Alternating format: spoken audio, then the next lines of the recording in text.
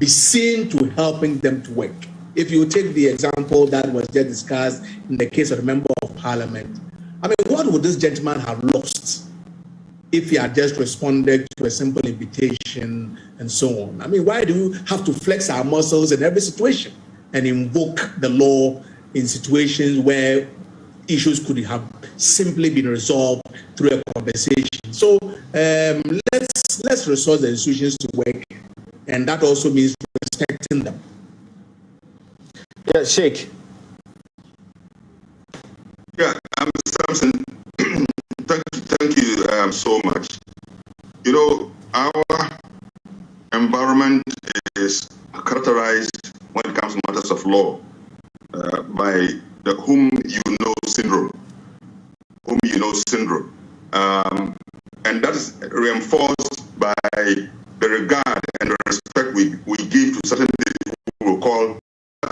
We don't create a situation where the current trend, the trajectory we are traveling in respect to the new wind of sanity we are seeing, that will not drop.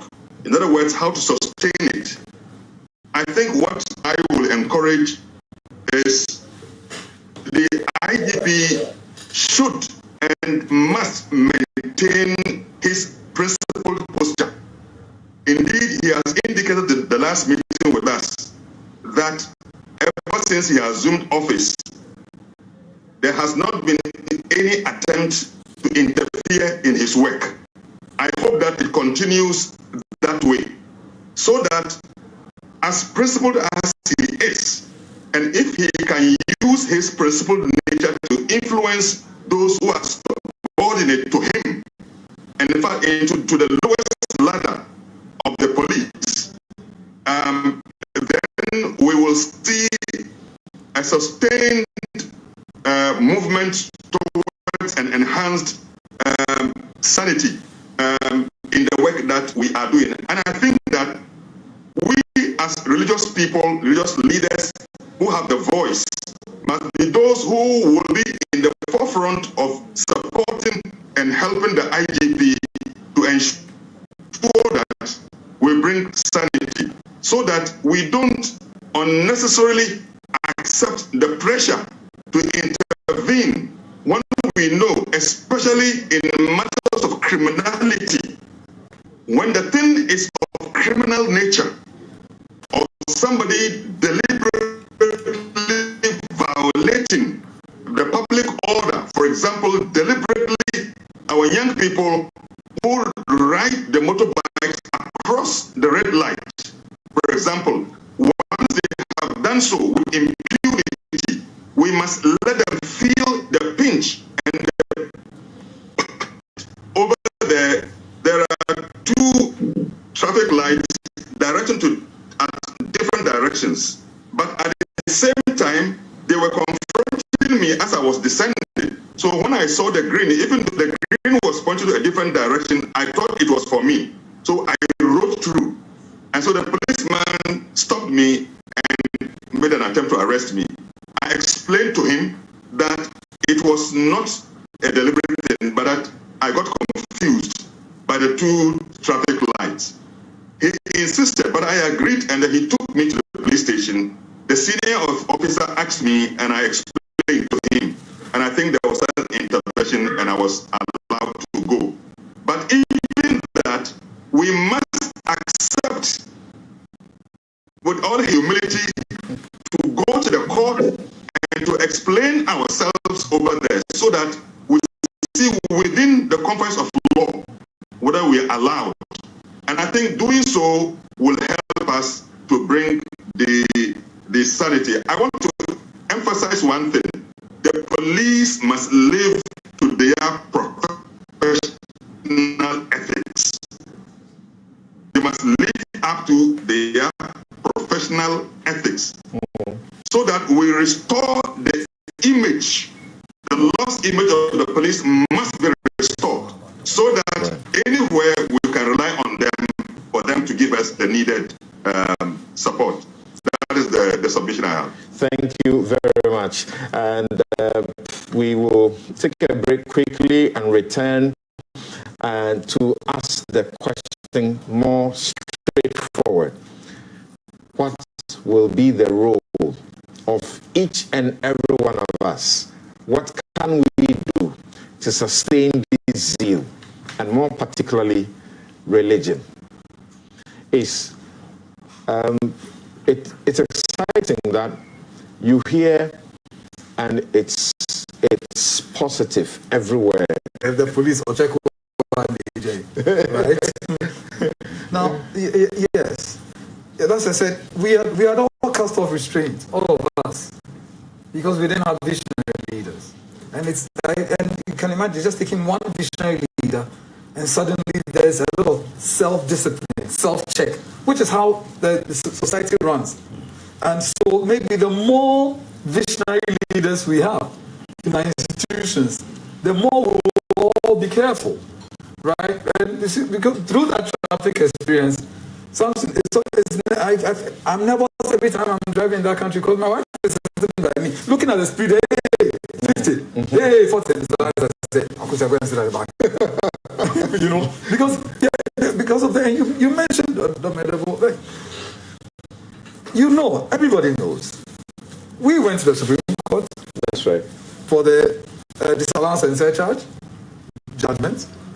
And Mr. Domelevo was, by some divine act, became Auditor General to coincide with that judgment. And he decided to run with that judgment.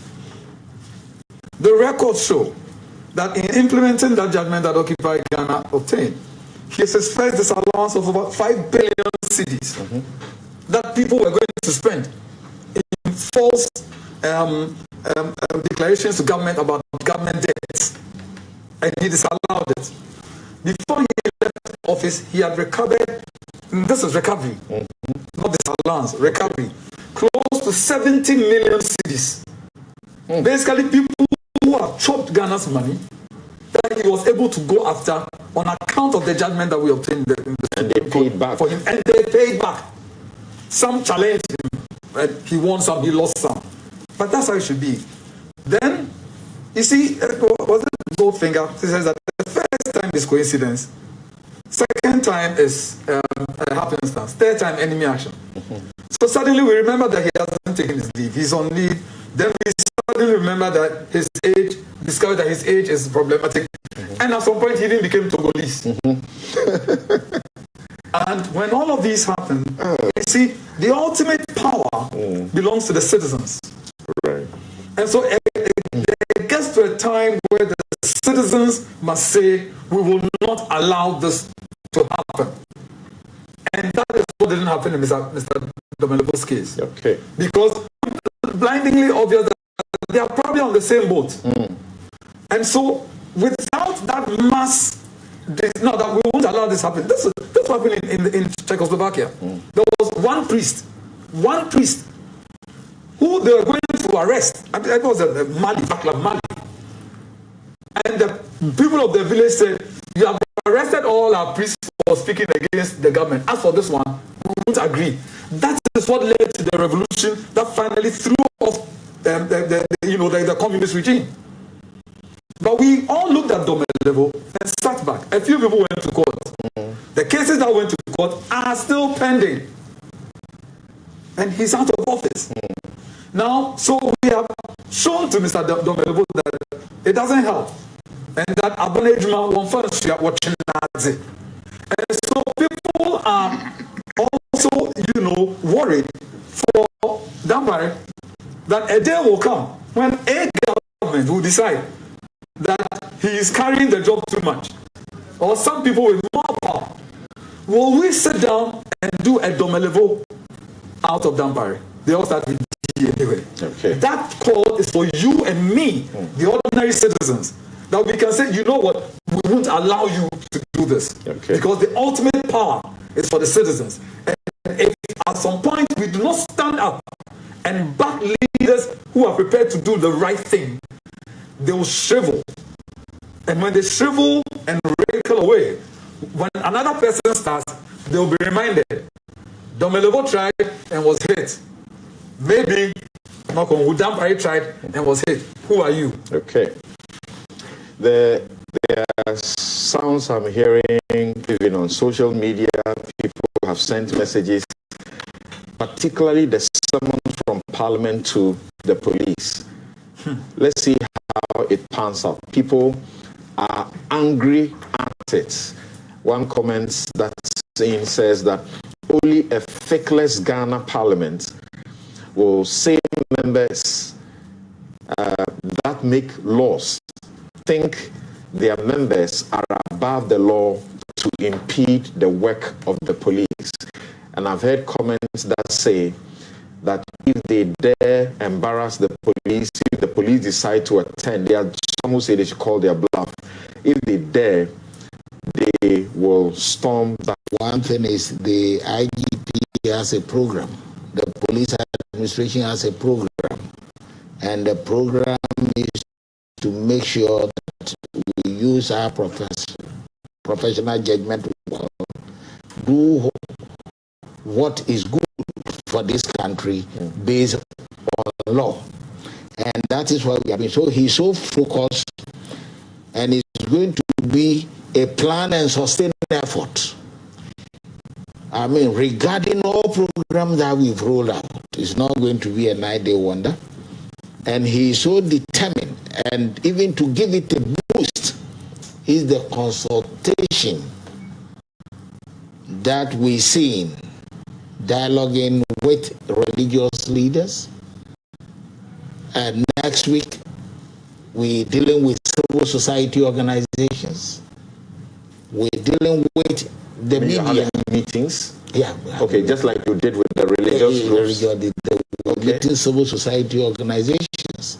And then, what are the kind of police that they want? What are their expectations? And how do they want to see their police, work in their communities and country? At the same time, the media is also becoming on board, for us to dialogue and see how best things can go. And all these things will come next week.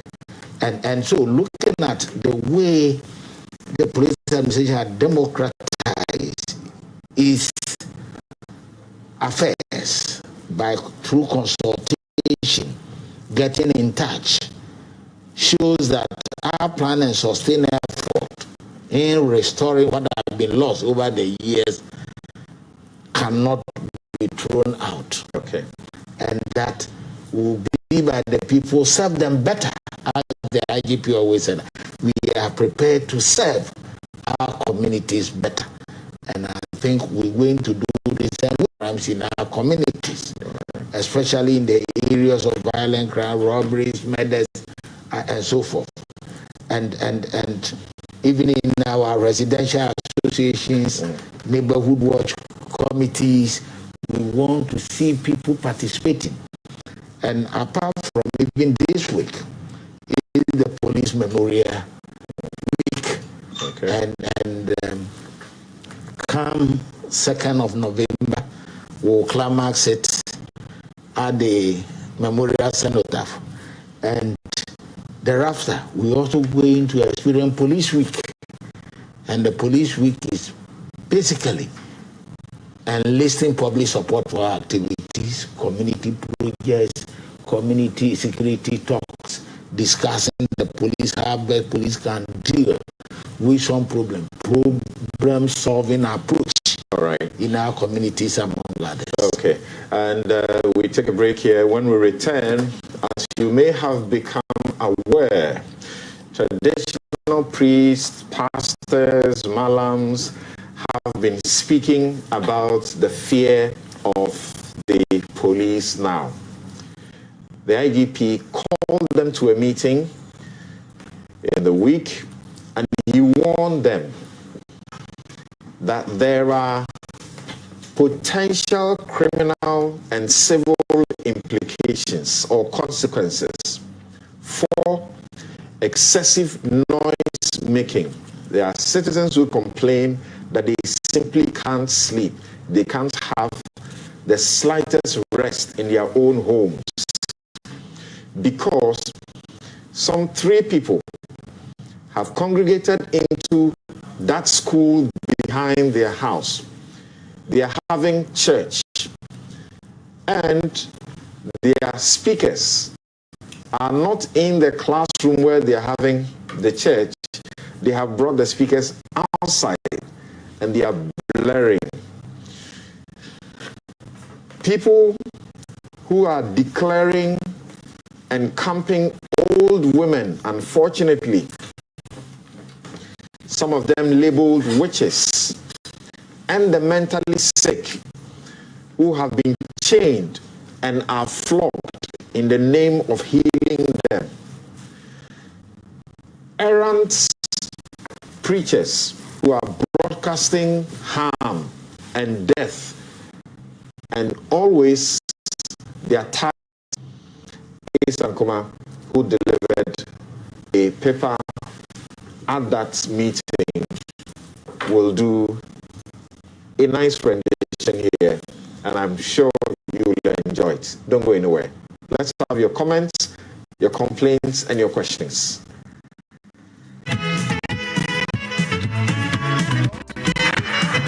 Where to study your media-related courses, look nowhere else. I gladly recommend Data Link Institute, where champions are raised. For you to study your presentation, newscasting, DJing, sound engineering, producing, directing, website designing, blogging, and what have you, look nowhere else. Get to Data Link Institute for the best in media training. For enquiries and registration, kindly call 0249 666001 or 023 82 33189. You can visit our website at www.datalink.edu.gh. At Datalink, the future is bright and the future is Datalink. See ya.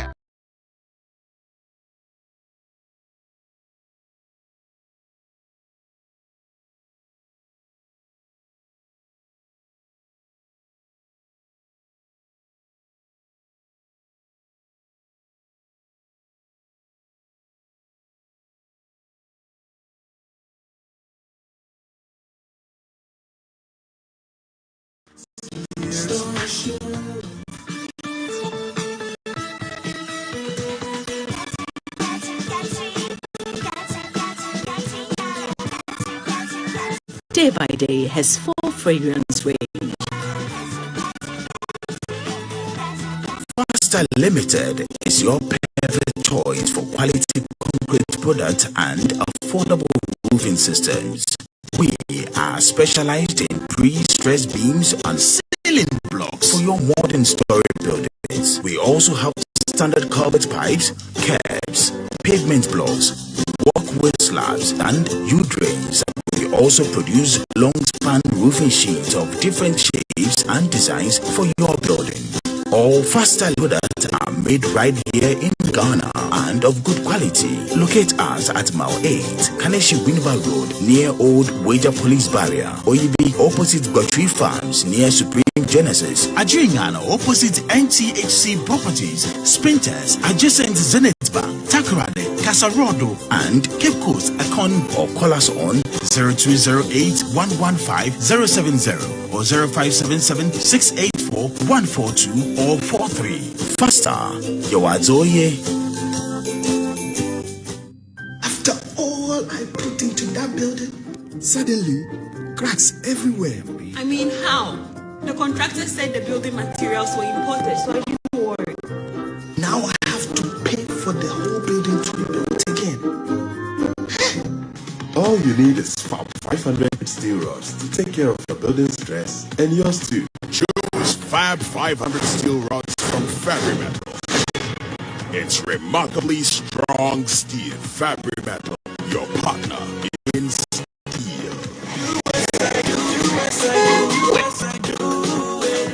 Okay, your car the be bow. Charlie, we say if I get some little supporter like I will sell this one then up for a new car. Oh bro, why don't you do as I do? Bank of Africa, my closest partner, sorted me out with a personal loan, and they can sort you out too. so you can change this your Majaka. Hey, right now, dear, it's good for you. Now you have been able to expand your business, which means more money for you. Hey, madam, no.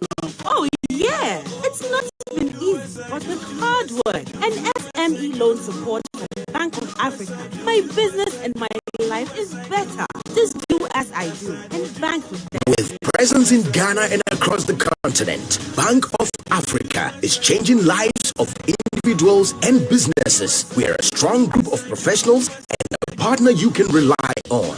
Bank with us now and feel the difference. Bank of Africa, as strong as a group, as close as a partner. I see a safer future. I see how every citizen can have access to basic health care. Others may see a healthcare entrepreneur, but I see myself as Ghana's frontline, keeping the nation safe. I am Roslyn Ahin.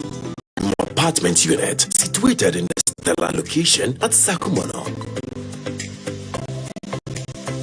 Each apartment block is equipped with elevator, fitted kitchen, and elegant bathroom fixtures. Use an interest-free payment plan of up to 5 years or a mortgage financing of up to 20 years to secure your dream home now. There is nothing more than a secure home. Invest in Alphabet City today for a guaranteed returns on your income property investment. Call us now on 024 011 1119 or 050 4499 Alphabet City, the ABC of home sweet home.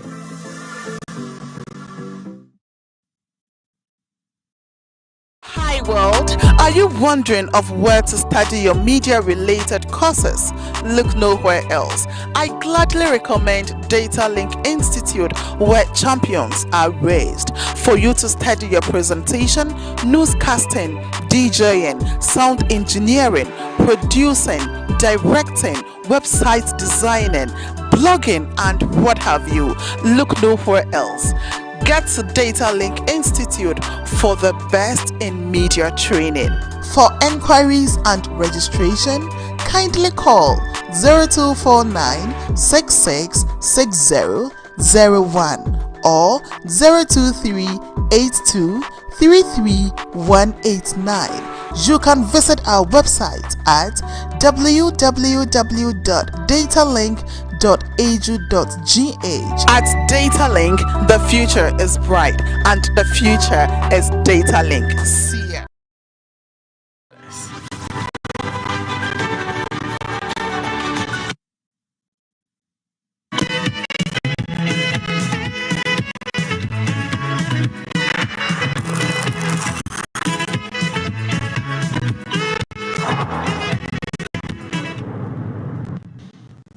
You're welcome back. And my guest for this special edition is lawyer Sheikh Armayao Shaibu, a spokesperson for the National Chief Imam, and he's the acting chairman of CODEO, Coalition of Domestic Election Observers, and Reverend Professor J. Kwabena Samoa Jedu is Minister, Methodist Church Ghana, and President, Trinity Theological Seminary, Legon. Just say a couple of your messages, and then we get Ace to get into to tell us where we are and what is it that we do in religion that could have criminal consequences. This one from Yakubu Ibn Chambers. He says, first of all, the Ghana Police Service has proven beyond doubt that Ghana has the men to do the job. The Ghana Police Service has been a sleeping giant for far too long. Therefore, the need to bring men like Dr. Dampare to put a in the step. The Ghana Police Service knows its limits in its line of duty. But if an MP dares urinate on the street, he will be gladly arrested. Okay, Yakubu Ibn Chambers, thank you for that message. And then Baba Chairman in Tamale, you say, I agree completely with your panel, most especially Ace and Kuma. What's refreshing to have him on your show. Ghana has all the fine laws to guide and protect all of us. The problem, however, is the type of leaders and their zeal to put these fine laws to the least test. A case in study is the current IGP. The police service, this is common knowledge about policing in the Western world. Ghana police just love taking bribe, period. Okay, so they've been talking about this for quite a while, but it does appear that the financial muscle, what they need, and the laws to make it operational has been the problem over the years. The first time I heard about it, it's been almost like a decade since I heard the police saying that they wanted to do this. This is proverbial Twitter.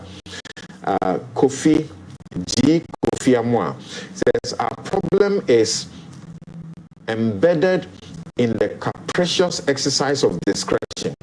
Our laws have permitted people with discretionary powers, and that will make them powerful.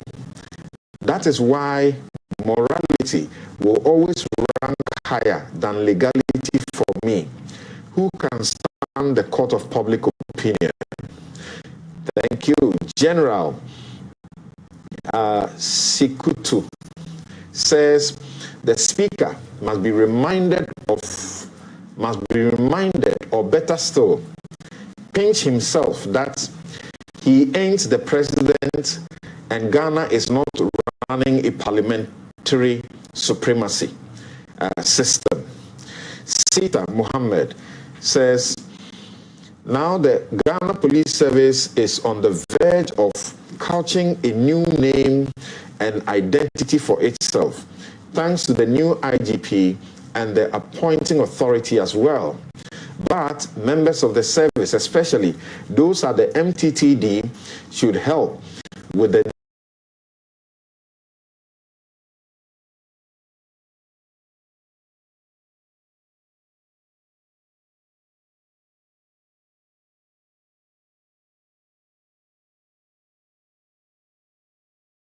new branding. I suppose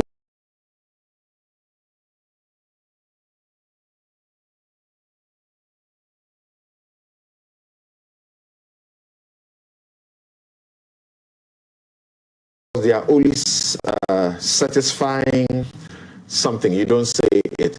Collins Little Tete says, your regular thief will not be the one in mask with a gun pointing at you to bring your valuables. It will be intellectuals in suit and tie who are well versed in an area of study to rob you. The police must go after all of them. The system has to work, and for which it has to be fixed. Both in the developed and developing countries, lawlessness is punished, but question is discriminatory nature.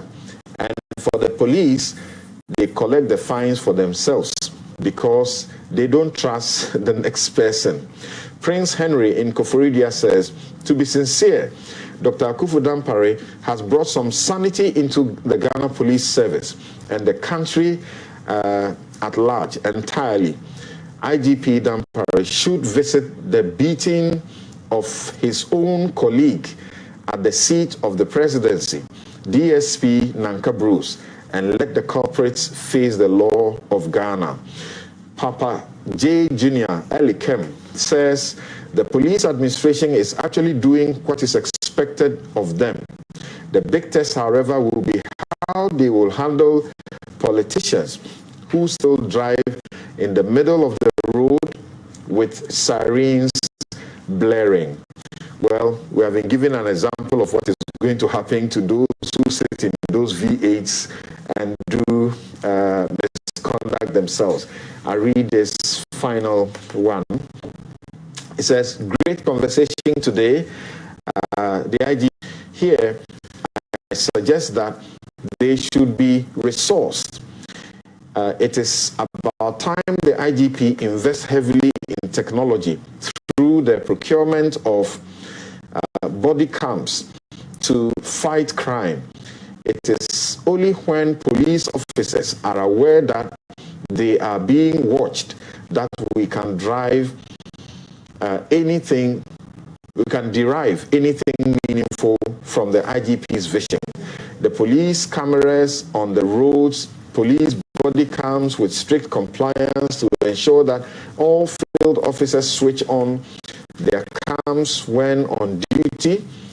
We can do this. This will also prevent the so-called powerful in society who commit crimes but turn around to blame the officers instead.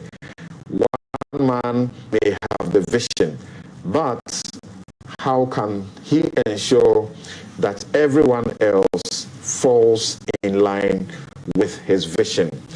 And that was a long one from Togbi. Okay, Togbi, the name just vanished. Thank you so very much. Now, Ace, what is it that the churches, the mosque, the traditional people will do that will take them beyond their comfort zone and put them in the way of trouble? And that's also warranted the IGP beginning this kind of meetings with them.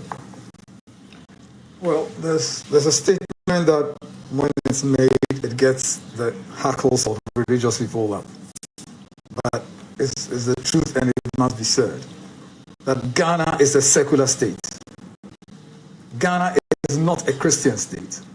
Ghana is not a Muslim state. It is not a state of traditional religion. Ghana is a secular state. It's a secular republic. The constitution is secular. The institutions are secular in nature. Now, this does not mean freedom to be a Christian, and you have the freedom not to believe in anything at all. Means that the state is secular. 2, it deals with the individual as a citizen, irrespective of religion. And so, if and when I'm arrested, it is not because I don't go free because I'm a Muslim or a Christian. I'm dealt with as an individual, and my religious views do not matter. 3, we are not constitutionally connected to a particular religion. And indeed, our constitution says in Article 65 that Parliament has no power to declare a state religion, that we should all belong to one religion. It is clear. So that we are not constitutionally connected with a particular religion. Neither does the state, that's 4, that seek to either promote or interfere with religion. We won't promote one religion over the other. We won't interfere with your religious rights as long as you keep within the bounds. And there's this case that went to the Supreme Court, Bonfe versus Attorney General, who went to the Supreme Court to say that because the state is secular, the government is wrong to be engaged in the Hajj and in the National Cathedral. And the Supreme Court... This is very recent. Recent. The CPP's Governor Bonfe. Governor Bonfe. Okay. The Attorney General. The Supreme Court said, well, look, the features of a secular state is that there is religious pluralism and diversity. You are entitled to believe in what you want to believe. So nobody discriminates against anyone where that is concerned. But within the context of the secular state, the Constitution must be understood to allow or even encourage state recognition and accommodation of religion and religious identity. You can be whoever you are. You don't have to believe in what I believe in before you're a citizen. It is all because the state is secular. And so, the state, where Akamba JSC said that it is important to remember that our courts are not ecclesiastical courts rendering divine justice, but ordinary secular courts delivering justice according to mortal laws. So when we go to court, our dispute is not resolved by the Bible or the Quran or some other holy script. It is resolved by man-made laws because we are a secular republic. Or some versus Latin, where Archer J, as he then was, said that there is no established religion in Ghana recognized as the religion of state. The courts in Ghana apply the laws of the country and not what the Christian Bible teaches. So we might resolve our dispute privately by the Bible or the Quran. But if the matter goes to court, nobody is going to rely on the Bible or Quran. I did say at the presentation that I think the only time God features is when we swear on the Bible or the Quran and then proceed to lie immediately afterwards. When we are sworn to tell the truth, the whole truth and nothing but the truth, the next sentence is even about our names is sometimes a lie. Right? So sorry about this slight distraction, but judges, police who are applying the law may interpret and apply the law from their experience and encounter with the Bible, the Quran, and so on. There could be a value system that would come into place.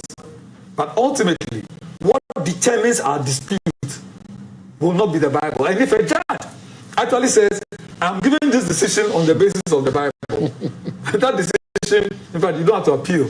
It will go out by certiorari. Right. Because he has no power to apply the Bible or any other holy script. By certiorari means to be quashed, it will be thrown away. Removed, erased, expelled. It won't exist anymore. Right. In fact, if it exists, it will be an example of how not to behave as a judge. And so our disputes are resolved by man-made laws made by Parliament. And laws as the courts may make it, a evolution of laws, customary law, common law, etc., etc. So there's no established state religion. And indeed, I'm not only talking about Christianity. There's a 1966 laws. So as you see, I said some for the Christian religion, and I said some that the same thing, we can't determine what happens in court by the fetish. The court says you can go and resolve your fetish things outside this court. But when you come into this court, we will only go by what the law says. So having said that, we must then understand that we don't live on our own. We don't live by laws that we have made unto ourselves. We live by man-made laws. Now, I won't say that any of these that I'm going to describe was made with religion in mind. It's been made because we're a secular state. It's been made with all of us in mind. If you fall in on account of your religious belief or practice, the law will not say that because it is you and you were praying, you are allowed to disturb your neighbor. If you look through our constitution, the freedom of religion is upheld several times. I don't need to go through it. But there are also clear limitations that they will not allow you, even on a religious platform, to propagate a theory or principle against the statehood of Ghana. And so you cannot mount your platform every time and deprecate the Republic of Ghana. It's a useless state. We also, I don't know what else to say. But the Constitution says you can't do that. And Parliament can actually pass law to restrain you. It is not targeted at a pastor. But if a pastor decides that his propaganda, his message is to deprecate the state of Ghana, the constitution will stop you because it is a secular state. Now, so I could bore you with all the constitutional provisions, but then you say you have the right to religion, but subject to the provisions of the Constitution, Article 26, 35, that the state itself will promote the integration of the people and no prejudice on grounds of religion, creed, or other beliefs. So your religious right is protected, but in the same way, there are restrictions, and that is where I want to deal with it in the next couple of minutes. Okay. One, a pastor or priest is not a public officer. But if that person is performing minister of religion, the person who stands in as the minister of religion or ecclesiastical officer is a public officer.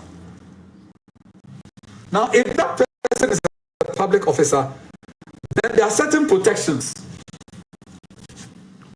One, assault of a public officer. So while the man is conducting the wedding, you go in there and obstruct the wedding, or to molest him, resist him, use threatening, abusive, or insulting language while he's conducting the wedding. It is not just normal assault.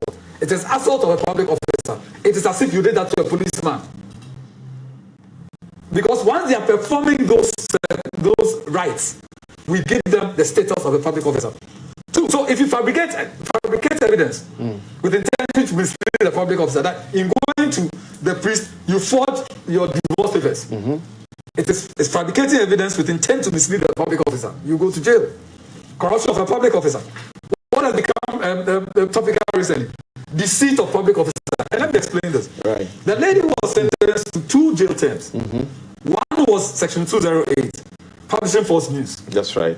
One was deceiving a public officer, because the minute she appeared before the police and made the kidnapping allegation, it was deceit of public officer. So while she was jailed for 2 years for the false news, she was jailed for 6 years for deceiving the public officer. Which is the minimum. Yes, which is the minimum for deceiving. So if you are going to see a pastor for the purposes of marriage, and you go and sit before him and lie, you could go to jail for 6 years. Because whilst the pastor is performing that function, the pastor is a public officer. And no other function.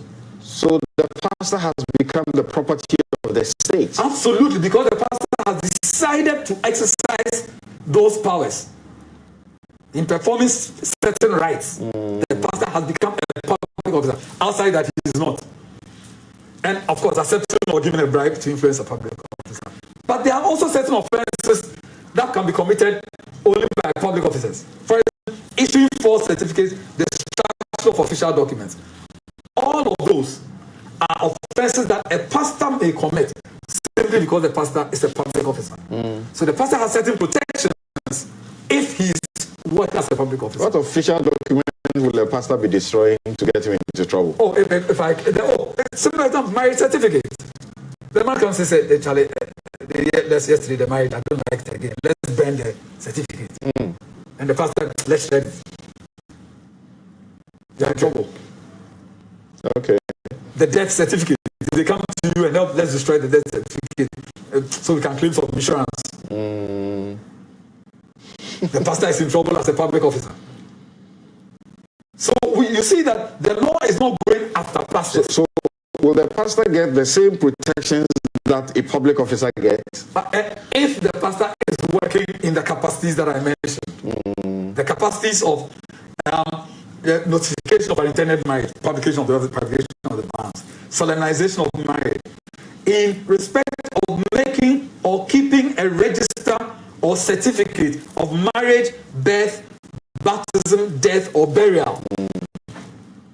Marriage, birth, baptism, death, or burial. And almost a similar thing applies in Islamic marriages. Absolutely, the same thing.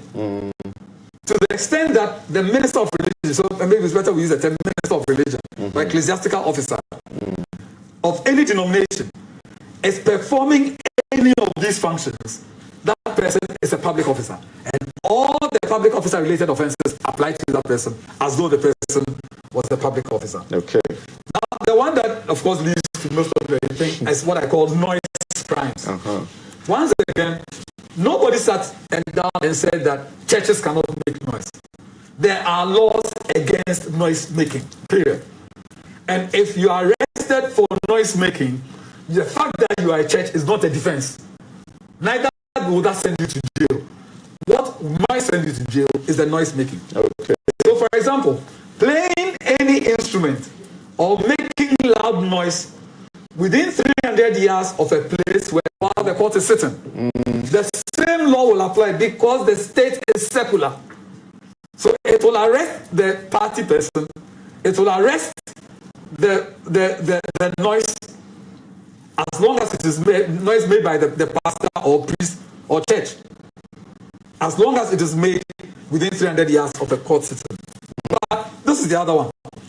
Making loud or unseemly noise that disturbs the peace or annoys or disturbs another person. So let's even take the court out of the situation. And so someone was telling a story that the church said they were building a mission house next to him. Okay. By the time he realized, they had started prayer meetings. And by the time he realized, it was a full-blown church going on next door with the, us charismatics, with the noise. Now, if you make loud or unseemly noise that disturbs the peace, you have committed a crime. It doesn't say if the church makes, if anybody makes. So if I decide to have a party and bring out all the speakers that are possible under the sun and make that noise, I have committed that offense. Just as much as the church. Just as much as the mosque at 4 a.m. or the church at 5:30 a.m. or the itinerant preacher who decides to preach in my area at 5 a.m. So I went to preach with him. I took my car and I put my hand on the horn while he preached.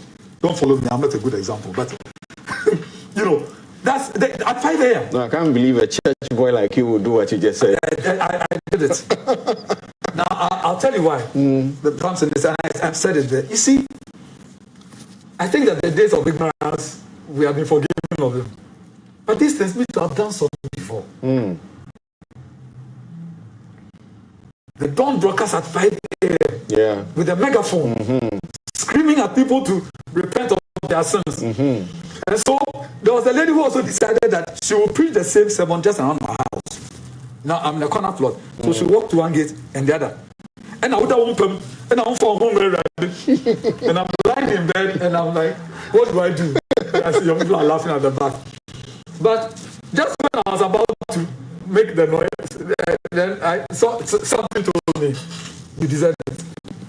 You too, you have done so before. Samson, there's nothing worse than there's a crusade going on near your house. And the song that is being used to disturb you is the song you wrote. And it's not even played well. Interesting. So I've learned that, look. Some of the pastors are already beginning to speak and say IGP is targeting us. No, it is the law that has not been applied in the country. And he's saying, I'm applying it across the board because this is a secular state. But he's saying churches, mosques, you are kind of in the front line. So I'm coming not only after you, but after the disco session, but after, you see, if you want, you go to the church, Samson, it's 15 people in the church, but the loudspeakers are outside. There was one near my house again. It's as if, God and heaven knowing what who live in those houses, who will give yourself to God. And yet he will curse you, condemn you to hell, and everything. Loud noise. That is what the law is against. And it's not because you are a church. Right. Simply, you are not allowed to make loud and unseemly noise anywhere. Right. But that is also, there's a civil aspect of it. Okay. Civil nuisance. Right. The criminal part goes to Chief Zifori and his people. I can decide not to go to them at all. I can decide to sue you. Because there's a tort called nuisance. Now, this is the tort of nuisance. You are not allowed to use your land in a manner that wrongfully interferes with another's enjoyment of land. So you have your land.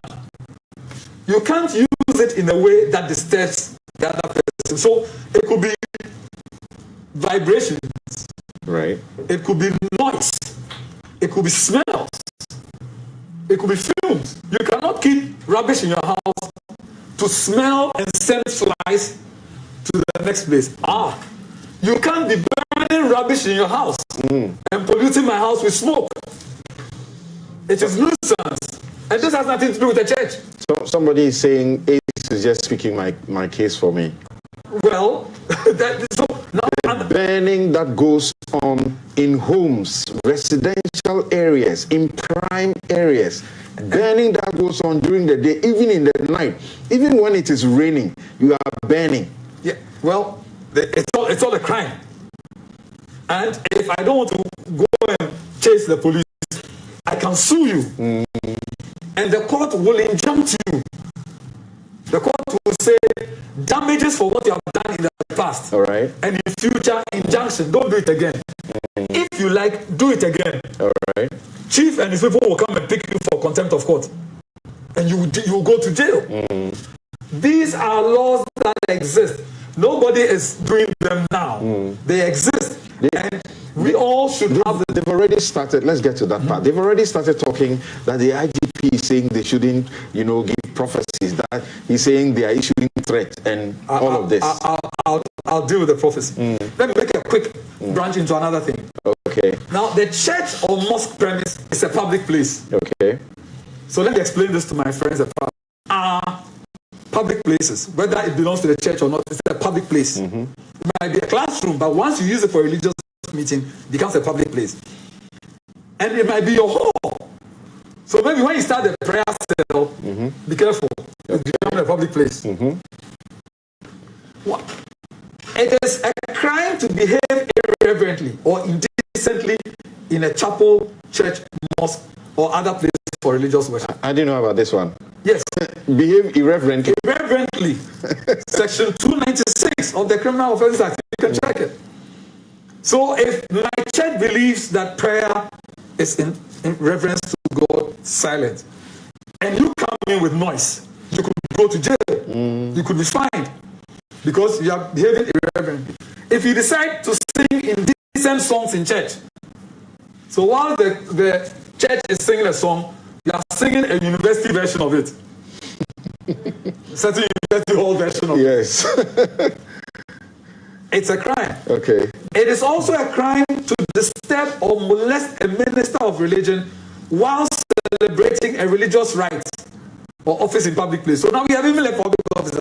So if a pastor is preaching and you decide to get up and argue with him in the church, there are these protections. It's in the law. These laws have been there before independence and were reaffirmed in 1960.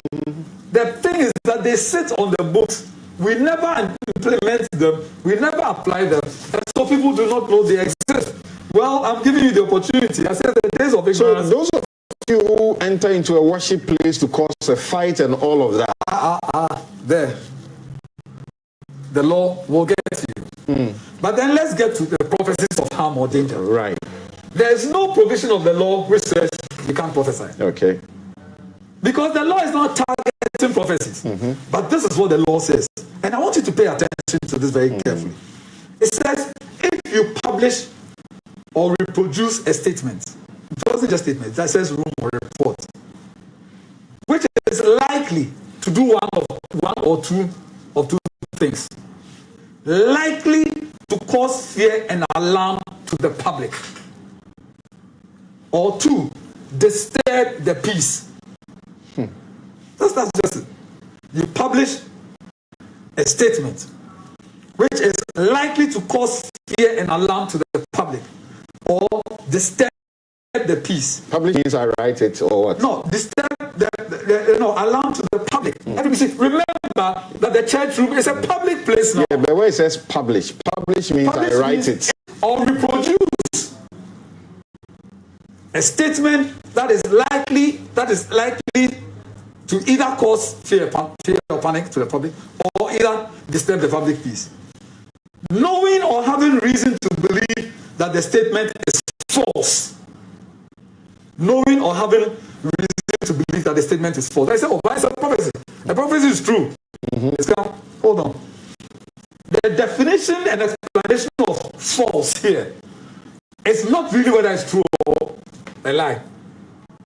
It says to prove that your statement is not false, not that it's true, it's not false, you must prove that prior to publishing it, prior to communicating it, you took reasonable measures to verify its accuracy.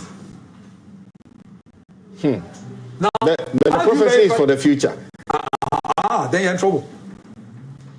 Then nobody's saying that don't have the prophecy. Be careful how you communicate it. And so if you have a prophecy that there's going to be an earthquake and half of Ghana, maybe that's not true, half of Ghana is going to be affected by an earthquake. They said, take your time.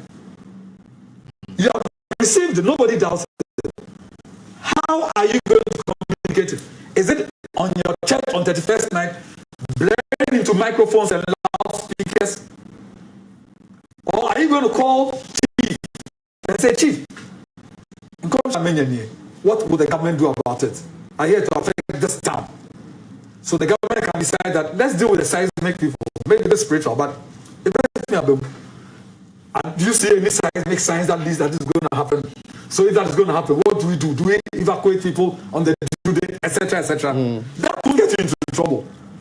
But if you decide to publish it, communicate it, when that report is likely to cause fear and alarm or disturb the public peace, it shouldn't cause the fear and alarm. If it is likely, it's not that it has caused it. It has the potential to. What kind of crime is this? Likely. But there are many likely offenses. I've done the thing, it's likely to. I'll tell you, it hasn't done it. The root of this law was this situation. We're all sitting in this room. Then I shout, bomb. And then we run out and people get injured. Crime. Just like Shine Body. I'll show you that one as well. Right? You know that. So if you do these certain things, and so it translates into this, that you say, this person is going to die. Death is not good news. I mean, even the Lord Christ was worried about going to die, although he came to die. Right? And so, if you do that, then the law will say, well, how were you able to verify the accuracy? The veracity, accuracy. Now, in court, it says you must prove. Proof by the Evidence Act means testimony writings, material objects, or other things presented to the senses. Presented to the senses. And so, if it cannot be seen, heard, smelled, tasted, or touched, it's not evidence, unless it's opinion evidence. And so, with due respect, Prophet, it's not evidence in court. So, by the time you are saying that you are in jail. So receive the message, but how you deal with it, how you handle it. But the Constitution says I have a right to a religion of my choice and to manifest it. And to manifest it, but it also says that subject to the terms of this Constitution and subject to laws for public order. So your right is not absolute. There's no absolute right in the Constitution. And so this is saying you may receive your prophecy or word of wisdom or word of knowledge, but how you communicate it is what the state says be careful about. Once again, it is not your prophecy. Right. It is the communication of it. Right. And so if you decide to communicate it, publish it, so that the public becomes aware of it, all right, then you could get into this trouble. Now, in terms of evidence, there's a very interesting case, Abochi and Numu, where the defendant called the plaintiff a witch, and the plaintiff sued. And when the case came to court, the defendant said, I want to call a fetish priest to come and prove that the plaintiff is a witch. My defense is justification, but my proof of the evidence of the justification must be provided by a fetish priest. The court held that they were wrong. It says that the law will not recognize the performance of rituals as a proper method of investigation. Okay. And that when the opinion of a witness is founded on nothing that is recognizable as evidence, it is worse than irrelevant. The traditional mode intended to be adopted by the fetish priest to prove that the plaintiff is a witch should not be countenanced by the court. The fetish priest cannot be a competent witness. So even a fetish priest who can come to court.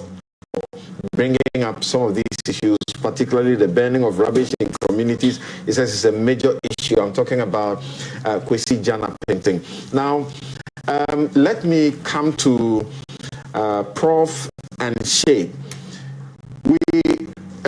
Prof, we have already begun to receive reactions from some of the quote-unquote errant preachers. And they are saying that the IGP has issued a directive to them. I don't see a directive though. And some of them are actually issuing things that sound like a threat to him. Is it the case that many of our preachers don't know what we have in our laws about noise, about bringing people in a camp that they are whatever and they are being flogged and so on, and this issue of the prophecy that is broadcast, somebody is on the back of the steering wheel driving, he's a popular person, the next thing he hears on the radio is his name and being told that he's going to get an accident, and that moment only God knows what may happen to him. What do you say? What do I say? Thank you very much. And perhaps we should have brought the person who made the prophecy to the studio.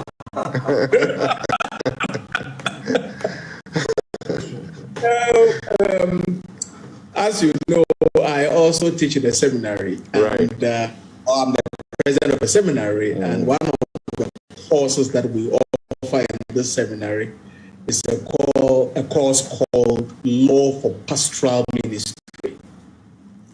And the reason why we offer that course is so that we can educate those training for ministry in some of the laws and provisions of our Constitution that ACE has spoken about so loudly and so clearly. In other words, at least the historic Christian denominations do recognize that you cannot be lawless when it comes to the practice of religion and faith. And so the people who pass through our hands are trained to be law-abiding. I mean, we've had Christianity in this country for 200 years and over. And suddenly, within the last 30 years or so, everybody is claiming to be a prophet of one sort or another. It ties in with the issue that we were discussing earlier on, Ace was talking about earlier on, about noise pollution and things like that. In the first place, who determines where a church is, a church building placed? It goes back to the institutions of state. Who has stopped the police, for example, from acting against noise? Before I come back to the prophetic element of it, the economic costs of these things to our country can also be very, very high. I have a friend who established a savings and loans business. And this individual purposely cited the business in the market so that he can give small loans to ordinary market women. The business collapsed. Why? Because these market women will take the loans, shut up the shop, and go to church. on a weekday. And these things are all over the country. Of course, the state cannot stop people from going to church on a weekday, but the institutions for which these people work can keep an eye on them, that they are fulfilling the obligations for which they are paid. So I think in as much as we need to call out these prophetic figures for causing fear and panic and chaos in society, we also need to exercise our civil duty in calling people to order. Ace talked about behaving irreverently in a place of worship. I will include with prophecy kicking people, sometimes stripping them naked, and stuff like that. We have seen people step on the tummy of a pregnant woman. Exactly. Why should it be a source of a nuisance to the public? And so I think that the IJP and its men and women should not allow themselves to be cowed by these threats. In any case, more than half of the people who call themselves prophets, I don't consider them to be genuine. All you have to do is to interrogate what they do in the light of biblical teaching and realize that a lot of them are just doing it either for commercial purposes, economic reasons. Of course, that is not to deny that the prophetic is genuine. But what I'm saying that even in the Old Testament, the New Testament, there were cases in which prophets had to be chastised, prophesying what the kings want to hear. I'm surprised that the politicians have taken these people on board because they tell them what they want to hear. So we all have a role to play in dealing with this, what has become a menace as far as this prophetic is concerned. How do you begin to think about it that some of these people are candidates for prosecution? They are doing God's work for as far as they are concerned. Yes, but if the law must be applied, it must be applied without regard to whatever anybody claims to be. Because unless you begin to take those actions, people are going to take the state for granted. You know, so the law must be applied. It doesn't matter whether the person is claiming to be a representation of God or may have heard from the Holy Spirit and so on. Sometimes people can prophesy for self-serving reasons. And we have seen a lot of them. They want political space. They want economic favors from people in high office. About 3 years ago, there was a prophet. There's a prophet in this country. I won't mention his name. People know him. He caused to be published the fact that two berries around. But I would have loved for such a person to be interrogated at the police station as to why he publicly declares death on people. I have a friend who's also a professor of theology in Germany. And I went to visit him once, and he says to me, "Come and talk to your people." Which people was he talking about? A Ghanaian church in a German city. You have traveled out of this country. Things are not going well. You are not documented. And you stay in Germany and fire the blood of Christ and the fire from heaven to kill your mother and your grandmother in Ghana. And so this professor called me and says, "Go and talk to them because it's against German law to wish somebody dead verbally." You know, these things go on, and as I'm saying, I think the law must be made to take its course. 2 or 3 people are dealt with reality.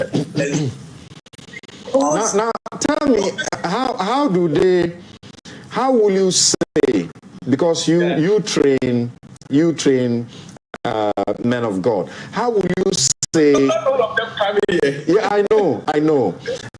How will you say they should go about this manifestation? Because as we understand, the Holy Spirit will arrest you, and you are not in control of yourself. You know, how should they go about it so that they don't get into trouble? What you said about not wishing someone death, well, Ace doesn't share the view with me, but in our law, it says that if you issued a threat of harm to somebody, and the person apprehended, became afraid because of the threat you issued, you are guilty and could suffer 3 years in jail. If you spoke about death to me, and I became afraid by virtue of what you have said, just by that, you could go to jail for 10 years. How do they avoid this situation, knowing that they have become aware that the police is going to crack the whip? Identify 4 sources of theology. They are scripture, tradition, experience, and reason. The last one, which is reason, the other name for it is common sense. And so, whether you are interpreting scripture or prophesying, the spirit is never out of control, and so you must apply common sense. And if you are a prophet and you can't apply common sense, the reason why the scripture says we are created in the image of God is because God is a rational being. And so we have some rational sense within us that we must apply in the execution of our duties in whatever gift that God has given us. So my thing is, a prophet that does not apply common sense is not worth seeing in the first place. And why should we even allow our lives to be controlled and dominated by people who claim a prophetic gift or a prophetic ability? There was one business owner who was completely living in panic because somebody just walked into the shop and said to this woman, I have seen a vision of your family carrying a coffin, and it seems to me the one in the coffin is you. And do you know what the condition was for praying for this woman? She asked for $1,000. Out of panic, the woman paid. Somehow, that's a criminal offense of extortion. Exactly. So she came back for more money, and I just happened to be around. And then I said to her, if you don't bring the first $1,000, I will cause you to be arrested. Specialize. People use underhand way. Okay. I'll go to Sheikh. And then we'll take a break. When we return, I'll ask you again what you think should be done at your level of leadership. There are various, organizations for Christian churches that come together. So, Reverend Professor Kwabena Samoa Jedu, when I return, I would like you to address that. How do you use such platforms to try to resolve these things? But Sheikh Armiao, these issues, does it come to you that our priests, our imams, in all the other religions, and also in Islam, it's simply a question of lack of awareness, or what? Thank you very much. I think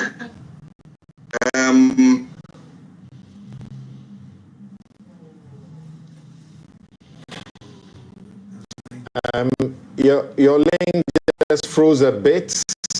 I'm hoping that we can get you restored immediately so that we can hear you. Okay, so we'll be right back.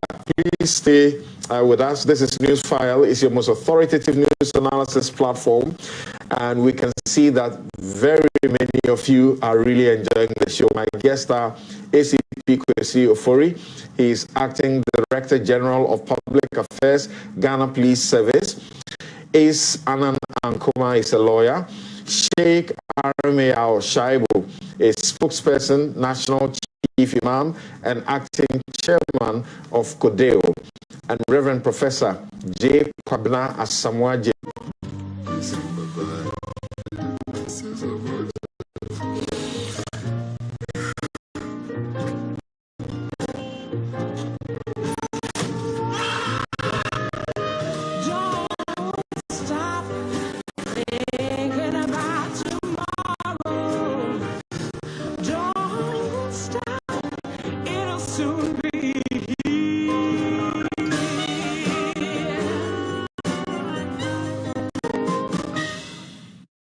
Discover the secret of Alphabet City. A modern gated community with bright and spacious 2 to 3 bedroom apartment unit situated in a stellar location at Sakumono. Each apartment block is equipped with elevator, fitted kitchen, and elegant bathroom fixtures. To your media-related courses, look nowhere else. I gladly recommend Data Link Institute, where champions are raised. For you to study your presentation, newscasting, DJing, sound engineering, producing, directing, website designing, blogging, and what have you. Look nowhere else. Get to Data Link Institute for the best in media training. For enquiries and registration, kindly call 0249 666001 or 023 82 33189. You can visit our website at www.datalink.edu.gh. At Datalink, the future is bright and the future is Datalink. See ya.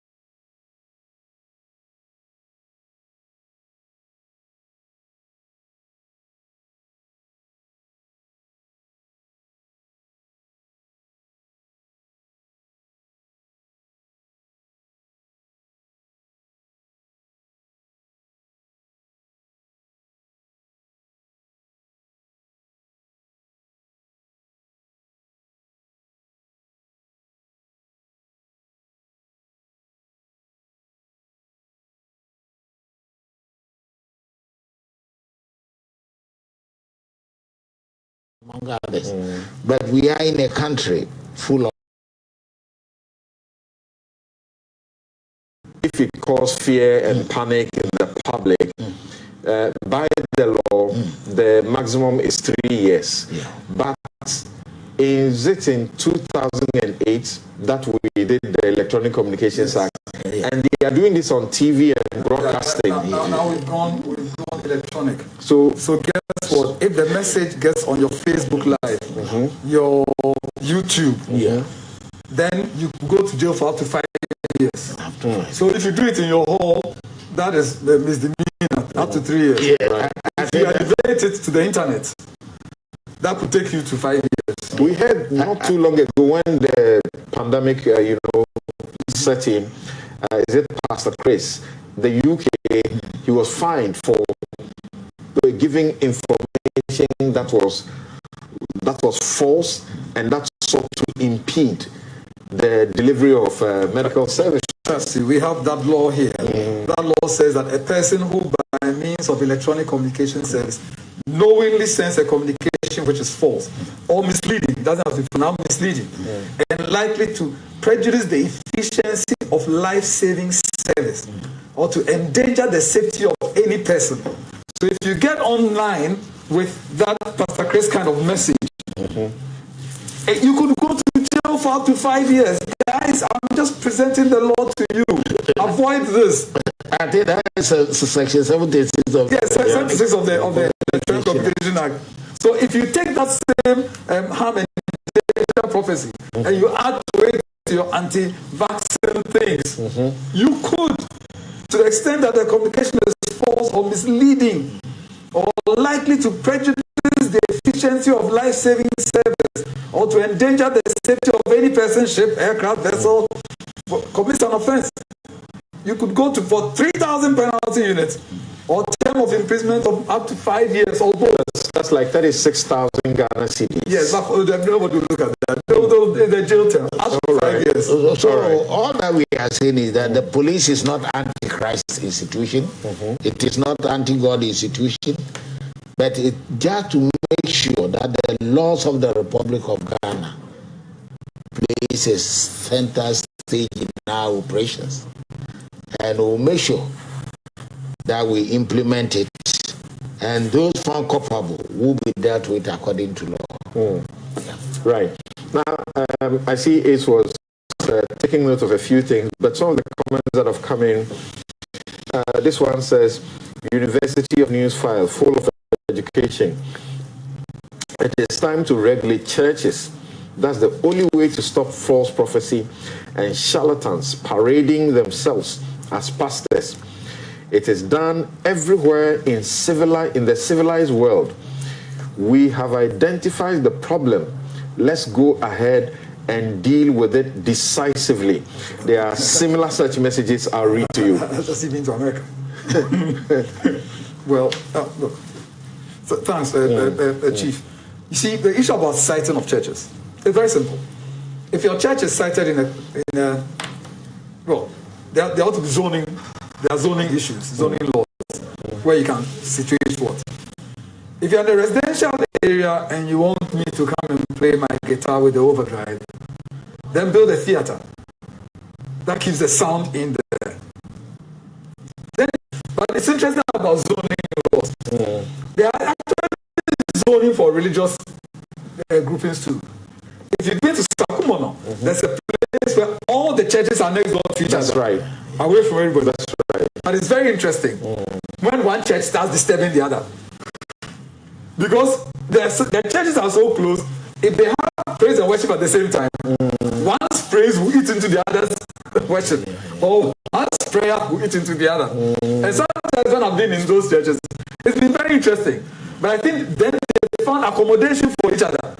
So you praise and then I praise and then praise and then sometimes you listen to a sermon and one's praise is coming to the church. So we can zone in such a way that we put our noise making at one side of the zoning, then we have to regulate ourselves on where that is concerned. Now, I am gradually being convinced on your thing that the prophecy of harm could be threat.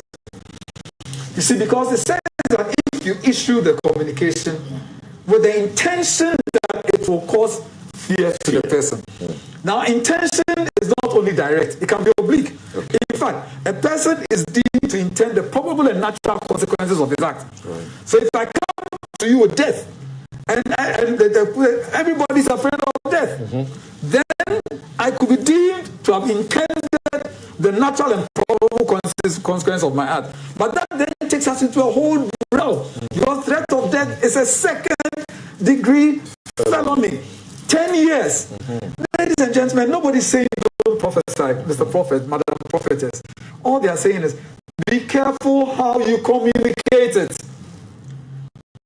Look, isn't the same script that says the spirit of the subject is subject to the spirit of the prophet is subject to the prophet? That's right. So anything that you are so overcome with the message you can't keep it is untrue. Because if we test, line upon line, precept upon precept, here, little, there, little, a critical element is lack of consent. So if I consent that you can punch me and you punch me, it is not assault, it's not battery. But remember that consent, as regulated by section 14, can be voided. So that if the person exercises a certain level of duress over you, and you consent to it, your consent is negated. So the person is deemed not to have consented to it. So if I come to your church and I'm under your control and authority, your duress, your influence, and you say I should lie down, I lie down, and you step on my belly, my consent for you to step on my belly is removed by law. So it is assault with battery. That is where you see that I'm hitting you and I actually hit you. Assault without battery is what we will call on the street a body. Hey, I didn't really hit you, but I put you in fear of immediate unpermitted contact with your person. That is also a crime. Okay. And then the imprisonment, the prayer comes. When they bring the witches, you tie them up. It's assault with imprisonment. You could go to jail for all of that. So we are not saying do not do your work. Be careful how quickly you touch people.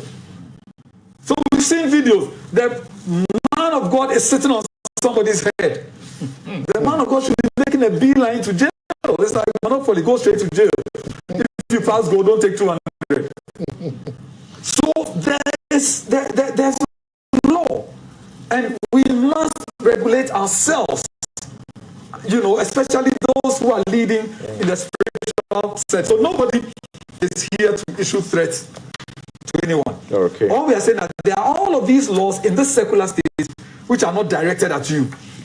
If the law catches you, the fact that you are a pastor will not stop you. Will not stop the law from coming to you. And you can exercise your religious rights recognized under the Constitution, but subject to these limitations. Let's respect the limitation. That is all. So I'll return to you finally on the question of regulation. What's really a church? Empower at all costs. Prophecy will tell you what you want to hear, Ampa. As a potential entrepreneur, I'm even looking out for an opportunity in the sector. Okay, that's Kofi Amwa. Peter Entry says exactly my point. Who is in charge of citing of churches, institutions should work? And then Jojo Kote says that God bless me and all of us with the alacrity, dexterity, and advocacy of Ace and Comma. Gifty Ando appear. Hey Gifty, how are you? Says apparently if you shot somebody body, it is an offense in Ghana's constitution. Okay, so we are not talking about the constitution, we are talking about the criminal laws. Einstein's quote, and this is from Adjenyansa. That's your name. It says, some folks have absolutely no regard for the peace of mind of others. Then Ikeda Eshen says, what if I do SETI on April Fool's Day? That is April Fool prank. Theo Echampong. I haven't seen that as a defense in law yet. Right. Dr. Theo Echampong, once he gets the effect the law says you shouldn't get, then you are in trouble.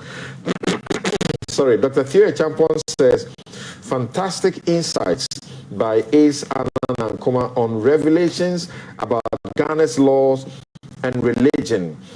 And then this one says, how do we call the Holy Ghost in evidence? Argues Ace. All right, so that's still a champon. Clement Chiabua says, a number of them who have been caught on their cameras this week. All right. Actually, they have. They are just not publishing it. Okay. But some big man has been busted and fined for using a siren when he wasn't supposed to use it. Right. It's going on now. Leila says, another classic episode of Newsfile. Ace is in town. Great show. Thank you, Leila. And got more of your messages, but let's get to Sheikh. Unfortunately, his line has been disappointing us a bit. But Sheikh, let's hope. I was going to say a prophecy over that Zoom. Let's hear you. Let's continue. Yeah, I mean, one area of breach, which I think necessitates the law to sanitize the way religion is given expression in our social circumstance. If you take the Muslim community, one area that I consider is you'll find, for example, in Ramadan, two small mosques that are opposite to each other across a street. And both of them have powerful loudspeakers set opposite each other. And then in the midnight, when we are keeping night vigil, all of them, the imams will be reading at higher tones and will be crossing each other. But what is my worry is that, especially if the area is also populated by non-Muslims, these non-Muslims have got the right to have their rest in the night. They are not Muslims. And yet you will find the loud recitations now will deprive them of the right to have rest. Okay. I think that, like Ace said, the common sense for me is the most important here, and to keep the loudspeakers in moderation. There is an acceptable standard decibel tendency to also preach hate or to be excessive in emotions that we spew out as a result of our preaching. This is also an important thing that we have to bring our minds to, such that we all cooperate with the police to ensure that we bring sanity. Anything less than this will mean that even as we are given the freedom to express our religion, will give rise to some confusion which we do not want in our society. So I want to call on the police to go ahead and do their work, maintain their professional ethics, go ahead with the consultations with stakeholders, and let's all be on the same page so that we can have a better understanding of the law and how it works, and that the law will not be used. Let me end up by saying, with the prophecies, Samson, assuming I am a Muslim, I come to say that I slept in the night, but I had a vision that God has spoken to me that I must topple the government. What will the law say about that? That will be an infringement and subversive to the law of our country. In this particular case, the law will have to take its own course. Like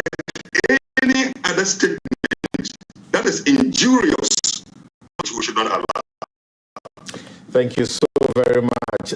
Kaba Nelson says that he tweets that I have been listening to this show for the past 10 years, and for the first time, my soul is satisfied in today's show beyond recognition. Thank you very much, Kaba Nelson. And I was coming to you to finish up and the questioning of the regulation, but there have been some suggestion by some people that Section 137 of the Criminal Other Offences Act, the publication in the journal or newspaper or an advertisement of a notice relating to fortune telling, palmistry, astrology, or the use of any subtle craft, means or device by which it is sought to deceive or impose on a member of the public, or which is circulated or is likely to deceive or impose on a member of the public, is illegal, and this is punished by a law. That can't we amend this and then specifically bring in prophecy? And I say, will that pass? This is the juju equivalent, you know, where you publish these things. Satanic advertisement. Right. That certainly gets you into jail as well. All right. Yes. So what do we do? Regulation? Look, we don't need any other regulation. There's sufficient law in Ghana which is not targeted at churches per se, but it applies to churches, and we regulate a lot of these things. Churches may be one or two things: an incorporated trust or a guarantee company.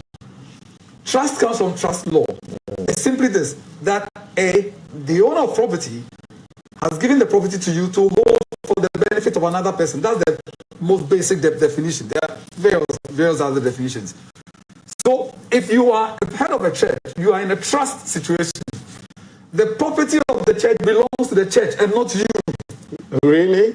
No, it's not yours. Get this right. This is law. It is not yours. You are in a trust situation, especially if you have incorporated this as a trust.